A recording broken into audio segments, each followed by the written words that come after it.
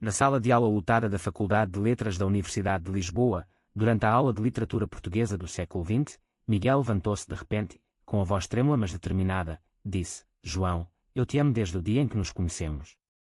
João, olhando nos olhos sem hesitar, sorriu e respondeu: Eu também te amo, Miguel. A sala inteira explodiu em aplausos misturados com exclamações de surpresa, alguns alunos levantando-se, outros cobrindo a boca com as mãos, enquanto o professor, o Dr. Almeida, ficou paralisado por um segundo antes de bater palmas devagar, tentando restaurar a ordem. O ar parecia carregado de eletricidade. Nunca uma declaração tão simples tinha transformado uma aula comum em algo que ninguém ali esqueceria. Miguel sentiu o coração bater tão forte que parecia querer sair do peito, mas o sorriso de João, aquele sorriso que ele conhecia desde o primeiro ano da faculdade, deu-lhe a coragem que faltava meses. Eles eram melhores amigos há 3 anos, estudando juntos, rindo nas noites de estudo, compartilhando segredos sobre famílias e sonhos. Ninguém imaginava que por trás das brincadeiras e das discussões sobre livros havia algo mais profundo, algo que Miguel guardava como um tesouro frágil. João, com seus cabelos castanhos claros e olhos verdes que sempre pareciam entender tudo sem palavras, era o pilar de Miguel. Depois da aula, os dois saíram juntos sob os olhares curiosos dos colegas, caminhando pelos corredores antigos da faculdade como se o mundo tivesse mudado de cor. Você está bem? Perguntou João baixinho, apertando a mão de Miguel discretamente. Miguel assentiu, sentindo um misto de alívio e medo. Estou. Só não esperava que fosse assim, na frente de todos. Naquele momento, o peso da decisão começou a se instalar, o que viria depois. A amizade deles, construída em cafés de Lisboa, em passeios pelo Parque Eduardo VII e em longas conversas sobre o futuro, agora ganhava uma nova camada. Os amigos próximos, como Ana e Pedro, aproximaram-se no pátio, abraçando-os com entusiasmo genuíno. Vocês são corajosos, disse Ana, com lágrimas nos olhos. Isso muda tudo, mas de um jeito bom. Miguel sentiu o peito apertar. Ele sempre soubera que ser gay em Portugal, mesmo num país progressista, não era simples. Havia famílias conservadoras, olhares na rua, sussurros no emprego futuro. Mas o sim de João apagou temporariamente esses medos. Eles passaram a tarde sentados num banco perto do rio Tejo, vendo os barcos passarem, falando sobre como aquilo tinha começado, um olhar mais longo numa festa de calouros, um toque acidental que durou segundos demais. João confessou que também lutava com os próprios sentimentos há um ano, mas esperava que Miguel desse o primeiro passo. A conversa fluía natural, cheia de risos nervosos e silêncios carregados de significado. Quando o sol começou a baixar, tingindo o céu de laranja, Miguel sentiu pela primeira vez que talvez pudesse ser ele mesmo sem medo. Mas o telefone vibrou, uma mensagem da mãe perguntando se ele voltaria para jantar. Ele guardou o celular, sabendo que em casa as coisas seriam diferentes. O dia terminou com um abraço longo na porta do dormitório, um beijo tímido na bochecha que prometia mais. Miguel deitou-se na cama, olhando o teto, o coração ainda acelerado. A confissão tinha sido o começo, agora vinha a verdadeira jornada. No dia seguinte, a universidade fervilhava de comentários. Alguns professores comentavam discretamente, alunos de outros cursos paravam para cumprimentá-los. Miguel e João andavam de mãos dadas pela primeira vez, sentindo o olhar de alguns mais velhos, mas também sorrisos de apoio. A amizade deles evoluía para algo mais profundo, com jantares simples em restaurantes do Bairro Alto, onde falavam de planos, viajar juntos para o Porto, talvez morar juntos depois da formatura. Miguel começou a questionar sua identidade de forma mais aberta, lendo livros sobre experiências LGBT em Portugal, sentindo-se parte de algo maior. João, sempre mais confiante, ajudava-o a navegar esses pensamentos. No entanto, pequenas rachaduras surgiam. Um colega de turma, Tiago, que era amigo próximo, começou a se afastar, dizendo que precisava de espaço. Miguel ignorou no início, mas o desconforto crescia. A semana passou rápida, cheia de momentos doces e de pequenas vitórias, como quando o grupo de estudos incluiu sem hesitar. Mas no fundo, Miguel sabia que a família ainda não sabia, e isso pesava. Ele contava os dias até o fim de semana em casa, em Cascais, onde os pais esperavam o filho normal. O medo de decepcioná-los misturava-se à alegria nova. João notava e oferecia apoio silencioso. Assim terminava a primeira semana, com a promessa de um futuro juntos, mas com nuvens no horizonte que ainda não eram visíveis. A segunda semana trouxe a normalidade aparente que escondia tempestades internas. Miguel e João passavam mais tempo juntos, estudando na biblioteca antiga da faculdade, onde as prateleiras cheias de livros clássicos pareciam testemunhas mudas do seu amor nascente. Eles trocavam olhares cúmplices por cima dos textos de Fernando Pessoa, rindo baixinho quando alguém passava. João, com sua personalidade calma e segura, ajudava Miguel a lidar com os olhares curiosos nos corredores. Eles vão se acostumar, dizia ele, apertando a mão de Miguel por baixo da mesa. Miguel assentia, mas dentro dele crescia uma inquietação sutil. Ele sempre se sentira diferente, desde a adolescência em Cascais, onde escondia revistas e sonhos em segredo. Agora, exposto, sentia-se nu perante o mundo. Ana, a amiga mais próxima, organizou um jantar no apartamento dela em Alfama para celebrar. Pedro trouxe vinho do Douro e todos brindaram ao novo casal. As risadas enchiam o ar, histórias antigas misturavam-se com planos futuros. Miguel sentiu-se aceito de verdade pela primeira vez. Mas Tiago, o amigo que se afastara, mandou uma mensagem vaga: preciso falar contigo. O encontro aconteceu num café perto da Praça do Comércio. Tiago, com expressão tensa, confessou que se sentia traído. Eu sempre pensei que éramos só nós três, e agora vocês dois. Miguel tentou explicar que o amor não mudava a amizade, mas Tiago balançou a cabeça. É estranho para mim. Não sei lidar. Aquilo doeu mais do que Miguel esperava. Ele voltou para o dormitório com o peito apertado, questionando se valia a pena expor-se tanto. João esperava com um abraço e palavras gentis. Alguns vão entender, outros não. Nós escolhemos seguir em frente. Naquela noite, eles caminharam pelas ruas iluminadas de Lisboa, parando no mirador de Santa Luzia para ver a cidade brilhando. Miguel falou sobre sua infância, sobre o pai rígido que valorizava homens de verdade, sobre a mãe que sonhava com netos tradicionais. João compartilhou sua própria história: pais divorciados, uma mãe que já suspeitava e um pai ausente. A conversa aprofundou o laço, transformando a amizade em parceria verdadeira. No dia seguinte, na aula, o professor Almeida chamou-os para uma conversa privada. Vocês são corajosos. Mas cuidado com o mundo lá fora. Portugal mudou, mas nem todos mudaram junto. As palavras ecoaram em Miguel. Ele começou a pesquisar grupos LGBT em Lisboa, frequentando uma reunião discreta no Centro Cultural. Lá, conheceu outros jovens com histórias semelhantes, um rapaz de Coimbra que perdera amigos, uma moça que lutava com a família religiosa.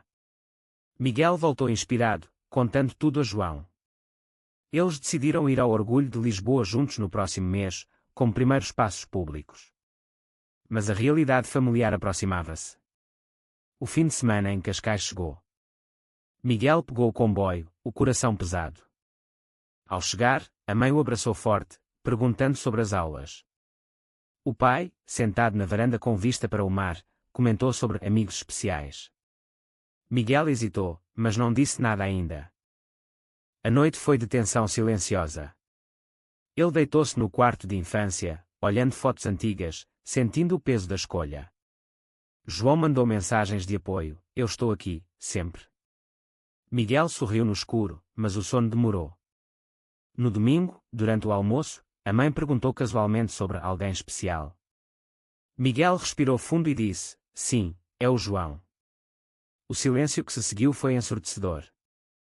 O pai franziu a testa, a mãe piscou confusa. João. Seu amigo. Miguel confirmou, explicando com calma. A reação foi mista, a mãe chorou baixinho, o pai levantou-se e saiu para o jardim. Miguel sentiu o mundo desabar, mas também uma estranha liberdade. Ele voltou para Lisboa no domingo à noite, exausto emocionalmente. João esperava na estação, abraçando-o forte. Vamos superar juntos. Aquela semana trouxe mais conversas profundas. Miguel começou a frequentar terapia na universidade, explorando sua identidade. João acompanhava, aprendendo a ser suporte. Pequenos gestos, um café partilhado, uma mão no ombro, fortaleciam o laço. Mas a distância com Tiago crescia, e rumores na faculdade aumentavam. Miguel sentia-se mais forte, mas o caminho ainda era longo. A história deles começava a ganhar forma, cheia de esperança e desafios reais. O terceiro mês trouxe os primeiros ventos fortes contra o relacionamento. Miguel e João já tinham oficializado o namoro entre amigos próximos, frequentando cafés em Príncipe Real, bairro conhecido por sua comunidade LGBT em Lisboa. Eles caminhavam de mãos dadas, sentindo olhares de aprovação e alguns de desconforto. João propôs uma viagem curta ao Porto para celebrar 3 meses juntos. No comboio, Miguel contou sobre a conversa com os pais. A mãe ligava quase todos os dias, alternando entre apoio tímido e perguntas cheias de preocupação. E a família? E o futuro? O pai mal falava, enviando mensagens curtas sobre contas. João ouvia com paciência, compartilhando que sua mãe já os convidara para jantar. A viagem foi mágica, passeios pelo Rio Douro, vinho em caves antigas, noites conversando até tarde. Miguel sentiu-se vivo, livre. Mas ao voltar, a realidade bateu. Na faculdade, um grupo de alunos mais conservadores começou a sussurrar. Um deles, um rapaz chamado Rui, confrontou Miguel no corredor. Isso é moda. Vocês vão influenciar os outros. Miguel respondeu com calma, mas o incidente o abalou. João sugeriu ignorar, focar neles. Em casa, a mãe de Miguel marcou uma conversa por vídeo. Ela chorou novamente. Eu te amo, filho, mas o mundo é cruel. Miguel explicou que o amor era real, não escolha. A conversa terminou em silêncio desconfortável. João, vendo o sofrimento, propôs que Miguel conhecesse sua família formalmente. O jantar em Sintra foi tenso no início, mas a mãe de João, uma mulher aberta, abraçou Miguel e disse: Bem-vindo à família. O pai de João, mais distante, apertou a mão e falou pouco. Miguel saiu aliviado, mas notou como João carregava suas próprias cicatrizes. A amizade com Ana e Pedro fortalecia-se, eles organizavam saídas em grupo, defendendo o casal contra comentários. Mas Tiago reapareceu, pedindo desculpas: Eu errei. Quero voltar a ser amigo. Miguel aceitou, mas a confiança demoraria. Internamente, Miguel enfrentava crises, noites de insônia questionando se merecia felicidade, se a sociedade portuguesa realmente aceitava. Ele lia artigos sobre casais gays em Portugal, sobre leis progressistas mas realidades diárias. João o ajudava com paciência, lembrando momentos bons. Um dia, durante uma manifestação contra a discriminação, eles marcharam juntos, segurando uma bandeira arco-íris. Miguel sentiu orgulho pela primeira vez. Mas em casa, o pai ligou: Volte para conversar como homem. Miguel foi a Cascais sozinho. A conversa foi dura, o pai falou de decepção, de tradição familiar. Miguel defendeu-se com lágrimas: Eu sou o mesmo filho. O pai não aceitou imediatamente, mas não expulsou. Miguel voltou partido, mas João o reconstruiu com amor. Eles decidiram morar juntos num pequeno apartamento em Campo de Ourique após o semestre. Os planos traziam esperança. Miguel começou a escrever um diário sobre sua jornada, transformando dor em palavras. João lia e incentivava. A relação aprofundava-se em camadas emocionais, apoio mútuo, risos compartilhados, silêncios compreensivos. Mas uma nova sombra surgiu: um ex-colega de João espalhou rumores antigos na rede social da faculdade. Miguel sentiu ciúmes e insegurança pela primeira vez. Eles conversaram longamente, resolvendo com honestidade. O crescimento era constante, cada conflito moldando os mais fortes. A família de Miguel começava a amolecer lentamente. A mãe enviou uma mensagem: Quero conhecer o João melhor. Pequenas vitórias acumulavam-se. Miguel sentia-se em transformação, de um rapaz escondido para um homem assumido. João, sempre estável, também evoluía, aprendendo a expressar vulnerabilidade. O amor deles, testado pelo fogo inicial, ganhava raízes profundas em Lisboa, cidade de luz e contrastes. O quarto mês marcou o pico de tensão. Miguel e João mudaram-se para o apartamento pequeno, decorando com pôsteres de livros e fotos dos dois no Tejo. A vida cotidiana trazia alegria, cafés matinais, estudos lado a lado, noites de filmes. Mas a pressão externa aumentava. Tiago, agora reconectado, organizou uma festa, mas um convidado bêbado fez comentários homofóbicos velados. Miguel confrontou, defendendo o espaço. João orgulhava-se, mas notou que Miguel carregava mais peso emocional. Na faculdade, um projeto em grupo exigiu que Miguel apresentasse publicamente sobre diversidade. Ele hesitou, mas João incentivou. A apresentação foi bem sucedida, recebendo aplausos, mas também mensagens anônimas de ódio nas redes. Miguel apagou-as, mas o impacto ficou. Em Cascais, o pai marcou uma reunião familiar. Miguel levou João. A conversa foi explosiva. O pai acusou João de influenciar o filho. Miguel defendeu com voz firme: eu escolhi isso antes de conhecer João direito. A mãe mediou, pedindo tempo. Eles saíram exaustos. No caminho de volta, Miguel chorou pela primeira vez abertamente. João consolou: sua família vai mudar, como a minha mudou. Mas uma traição inesperada veio. Um amigo distante da família de Miguel vazou a história para parentes conservadores. Rumores chegaram a tios e primos, gerando chamadas cheias de julgamento. Miguel sentiu-se isolado. João sugeriu terapia conjunta. Nas sessões, Miguel explorou o medo de perder a família, o conflito interno entre amor e lealdade. João revelou inseguranças próprias sobre ser o forte. A compreensão mútua aprofundou o vínculo. Um mal-entendido surgiu. Miguel viu João conversando animadamente com um ex-colega no café e interpretou mal. Ele confrontou com ciúmes. João explicou calmamente. A discussão terminou em perdão e abraço, ensinando comunicação. A sociedade em Lisboa testava-os, olhares em transportes, comentários em lojas. Eles responderam com dignidade, ignorando ou educando. Miguel começou a voluntariar num centro LGBT, ajudando jovens em crise de identidade. Lá, ouviu histórias piores que a sua, ganhando perspectiva. João apoiava, participando de eventos. Mas a crise familiar atingiu o pico. O pai de Miguel exigiu que ele pensasse melhor, ou cortaria apoio financeiro. Miguel recusou, trabalhando meio período num café. João ajudou com contas. O sacrifício fortaleceu Miguel, que viu pela primeira vez sua própria resiliência. Eles viajaram para a praia de Guincho para respirar, caminhadas na areia, conversas sobre sonhos. Miguel falou de querer ser professor, João de arquitetura. O futuro parecia possível apesar de tudo. De volta, uma notícia boa: a mãe de Miguel convidou-os para almoço em família. A mesa estava tensa, mas conversas honestas começaram. O pai não aceitou totalmente, mas não rejeitou. Miguel sentiu alívio parcial. Internamente, ele despertava, de rapaz inseguro para homem consciente de seu valor. João também crescia, aprendendo a pedir ajuda. O relacionamento, testado por mal-entendidos e pressões, emergia mais sólido. Pequenos gestos diários, um bilhete na mesa, um beijo na testa, mantinham a chama. Miguel escreveu no diário: o amor não apaga o conflito, mas dá força para enfrentá-lo. A jornada continuava, com altos e baixos que moldavam sua essência. O quinto mês trouxe clareza após a tempestade. Miguel e João, agora mais unidos, enfrentavam o dia-a-dia com maturidade nova. O apartamento em Campo de Ourique tornara-se lar verdadeiro, cheio de plantas e livros. Miguel equilibrava estudos, trabalho no café e voluntariado. João avançava no projeto final de arquitetura, desenhando espaços inclusivos. A família de Miguel evoluía lentamente. A mãe visitava Lisboa, jantando com eles e conhecendo João melhor. O pai, ainda distante, enviava mensagens neutras sobre saúde. Miguel aceitava o ritmo, focando no que controlava.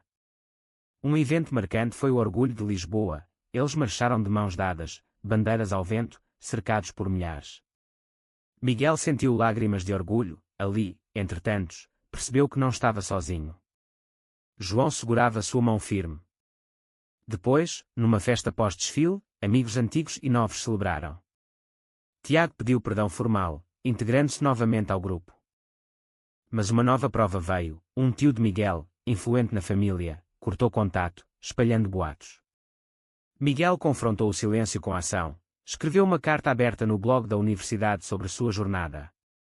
O texto viralizou entre estudantes, gerando apoio massivo e até convites para palestras. João orgulhava-se, mas preocupava-se com exposição. Eles conversaram sobre limites, decidindo proteger o espaço privado. Internamente, Miguel atingiu um marco. Na terapia, percebeu que o amor próprio vinha antes de qualquer aceitação externa. Ele começou a meditar, lendo autores portugueses sobre identidade. João, inspirado, juntou-se a um grupo de aliados heterossexuais. A relação florescia em momentos simples, cozinhar juntos, passeios de bicicleta no Parque Monsanto, noites de silêncio confortável. O mal-entendido passado foi superado definitivamente numa conversa profunda sobre confiança. Miguel sacrificou um fim de semana de estudo para apoiar João num deadline apertado, mostrando dedicação. Em troca, João planejou uma surpresa, uma viagem de fim de semestre a Sintra, onde passearam pelos palácios, prometendo futuro juntos. A família de João organizou um churrasco de aceitação plena. Miguel sentiu-se parte. Mas o conflito não acabou. O pai de Miguel ligou, convidando-os para Cascais. A visita foi cautelosa, mas o pai apertou a mão de João pela primeira vez. Ainda não entendo, mas vejo que você faz meu filho feliz. Miguel chorou em silêncio. A jornada de crescimento culminava. Miguel, de rapaz em crise para homem consciente, João, de suporte para parceiro igual. Eles discutiram planos pós-faculdade, morar juntos permanentemente, talvez adotar no futuro. Pequenos gestos diários reforçavam o laço. Miguel sentiu-se completo, sabendo que o amor verdadeiro exigia escolhas diárias. Lisboa, com sua luz dourada, testemunhava a transformação. O casal emergia mais forte, pronto para o mundo. O 6º mês fechou o ciclo com maturidade plena. Miguel e João formaram-se com honras, celebrando com família e amigos num restaurante à beira-rio. A mãe de Miguel abraçou João abertamente, o pai ofereceu um brinde discreto. O tio distante ainda ausente, mas o resto da família aceitava gradualmente. Miguel começou a lecionar numa escola secundária em Lisboa, usando sua história para inspirar alunos sobre diversidade. João iniciou estágio em arquitetura sustentável. Eles mudaram para um apartamento maior em Belém, com vista para o mosteiro. A vida cotidiana misturava rotina e romance, cafés matinais no jardim, fins de semana explorando Portugal. Miguel voluntariava mais, criando um grupo de apoio para jovens LGBT em universidades. João projetava espaços inclusivos, dedicando parte do trabalho a causas comuns. Um teste final veio, uma reportagem local sobre casais gays em Portugal entrevistou-os. Miguel hesitou, mas João disse: nossa história pode ajudar outros. A matéria foi positiva, trazendo mensagens de apoio de todo o país. Internamente, Miguel refletiu sobre a jornada, da confissão chocante ao homem realizado. Ele agradeceu João por ser âncora. Eles viajaram para o Algarve, caminhando na praia ao pôr do sol, renovando votos silenciosos. Amigos como Ana, Pedro e Tiago celebravam aniversários do relacionamento. A amizade evoluíra para a família escolhida. Miguel escreveu um livro curto sobre sua experiência, publicado por uma editora pequena. João ilustrou a capa. O lançamento em Lisboa reuniu todos, incluindo o pai de Miguel, que disse baixinho: estou orgulhoso. O ciclo fechava-se com paz. Miguel e João, agora com 23 anos, olhavam o futuro, viagens, carreira, talvez casamento civil. O amor, testado por conflitos internos, familiares e sociais, emergira vitorioso. Eles sabiam que desafios continuariam, mas estavam preparados. Lisboa brilhava ao fundo, testemunha silenciosa de sua transformação. Miguel sentiu-se em casa no mundo, finalmente. Você acredita que o amor verdadeiro entre dois homens pode superar todos os preconceitos da sociedade? Verdadeiro ou falso?